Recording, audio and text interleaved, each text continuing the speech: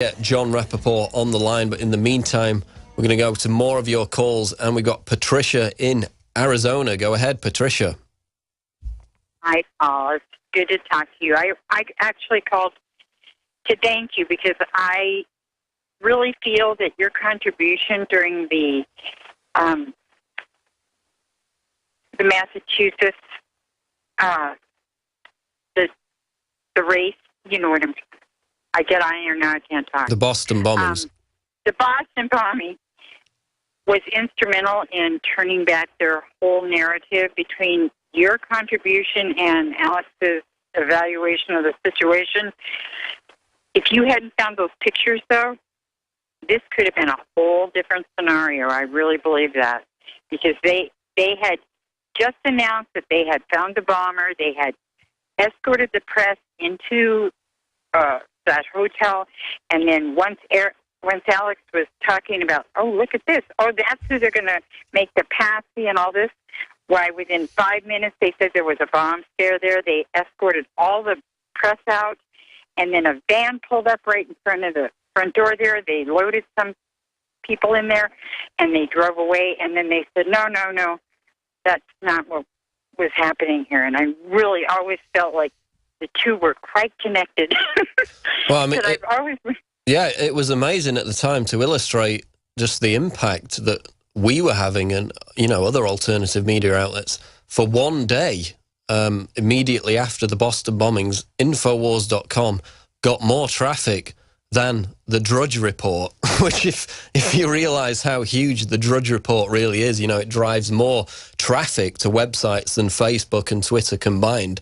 And for one day, we were above the Drudge Report, which again is a huge honor, given the magnitude, the importance of what the Drudge Report represents, which again shows you how intensely locked in people were to following this narrative with the Boston bombings. And of course, now we have this recent beheading in Oklahoma, which has been linked back to the mosque at which one of the alleged Boston bombers attended. David Knight, your take on it was kind of surreal when that was all happening. I remember one incident in particular when they arrested the Sarnaev brothers and showed those photographs of them, and Leanne got it on the news right away and said, that backpack doesn't look like doesn't look anything at all like the backpacks that they had before. And within a few minutes, it was about 20 minutes, CNN had a former FBI agent, and they set up a little dog and pony show to say, look, they could have put a backpack inside of another backpack and pulled it out. I mean, they basically reacted to that with a really patently absurd explanation. If they were going to try to disguise the backpacks, then why didn't the older brother have a darker why didn't he have a different color backpack instead of a darker backpack? I mean, it didn't make any sense. But it was interesting to see that kind of back and forth, and that wasn't the only incident. That was just one that I remember very well. It really did have a big effect. I believe that they really were setting this up to blame it on some kind of anti-government patriot straw man that they had created. And what was amazing was they arrested one of the Sarnaev brother that later died, allegedly, during the manhunt for him. They arrested this man, a so-called arrest of a naked man, later allegedly released. But if you actually looked at the photos of this guy who was arrested, unscathed, unhurt during the manhunt for the Boston bombings, it was the Sarnaev brother that later turned up dead. So and his aunt identified him as such. Said that's my nephew. Yeah, that we talked to in Canada. Yeah, it was an amazing situation. But yeah, that's the kind of stuff we see here. It is kind of surreal at times, isn't it? Amazing. We're going to go to Kyle in FEMA Region 4. Kyle, you're on the air. Go ahead. Paul, it's an honor, sir. How are you doing? Good. What's your question today or comment?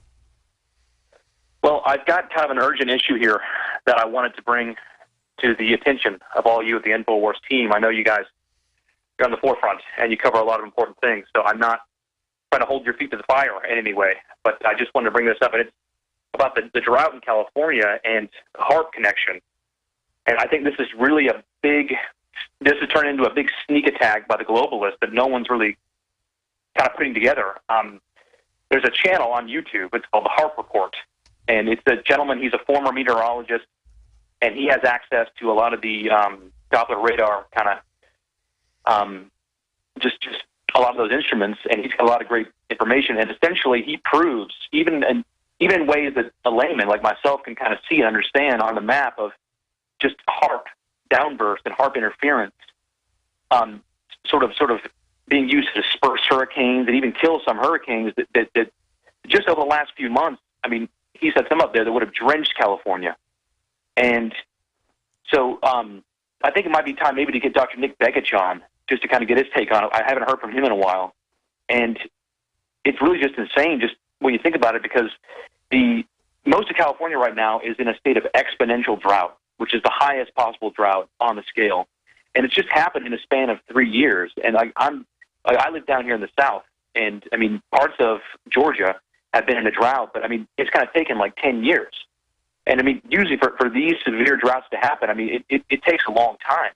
And I mean, this has just been in like the last 3 years that this drought in California has really popped up. And I think it's such a devastating sneak attack, Paul, just because, I mean, also like to show the sort of circumstantial evidence of possible meddling and this being a possible globalist operation, you've got UN delegates on CNBC already talking about how we might have to migrate people out of California. I mean, there's 38 million people in California.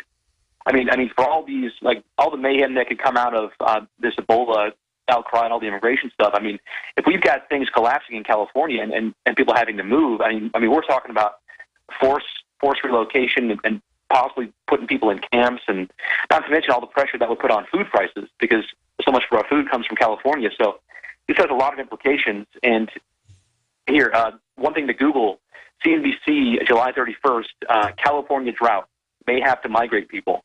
And they've got Lynn Wilson, who was on the UN climate change delegation, talking about how, they've had to move, people have moved out of areas in the past for drought, so they might have to move again.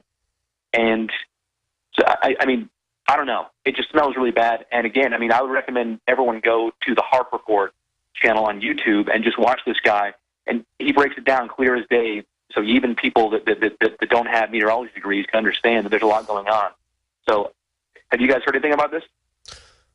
I haven't personally heard anything. I know there was a report back, I think it was 3 or 4 months ago, there was a report that HARP had shut down, but then that was kind of countered, wasn't it, David, by other speculation that was a ruse. I mean, what have you learned? Well, it's not just HARP. It's a lot of different things. I mean, going back to Vietnam, there was that meteorologist that was given a medal because of his work with weather by Lyndon Johnson. I can't call the guy's name.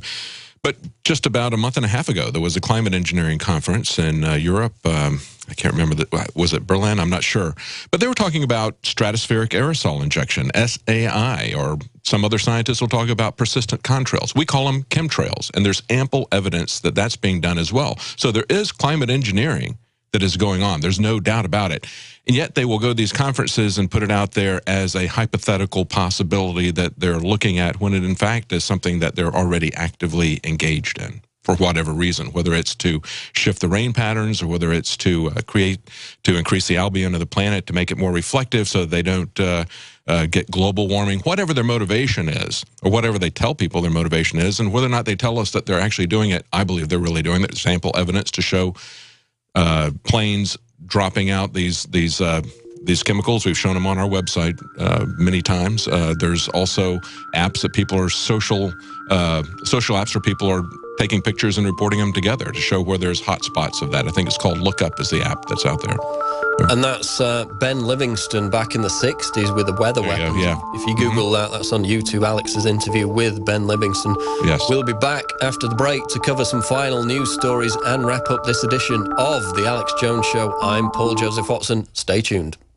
The government's Department of Homeland Security is buying up loads of ammo. At the same time, they're restricting civilians' rights to own and purchase firearms. Can you put 2 and 2 together? Infidel Body Armor can stop every round, including hollow points and .308 sniper rounds, is reasonably priced and fully legal. But for how long? Go to InfidelBodyArmor.com, spelled INFIDEL bodyarmor.com. Infidel Body Armor just won't quit. DNA Force. When cells become toxic, they die early and aging sets in. DNA Force. No one has put together a formula that focuses directly on brain health, nerve growth factors, and optimizing your cellular energy at the same time. Just one of the key compounds, BioPQQ, is backed by major clinical studies. DNA Force. We now have the synergistic solution. Secure your DNA Force today at InfoWarsLife.com or call toll-free 888-253-3139. DNA Force. Open your eyes. It's time to give your eyes a powerful nutritional boost. Sight is the primary input to the brain, arguably making eyesight the most important sense we have. And just like the other important organs in our bodies, our eyes function at peak levels when they are fed the proper amounts of essential nutrition. Open your eyes. Combining key ingredients like vitamin A, zinc, lutein, proprietary saffron bulb extracts, and more, OcuPower by InfoWars Life is a new formulation specifically designed to nutritionally assist the natural function of healthy eyes. Optimize the natural power of your eyes with the latest addition to the super high-quality InfoWars Life formulations, OcuPower. Go to InfoWarsLife.com or InfoWarsStore.com to order OcuPower.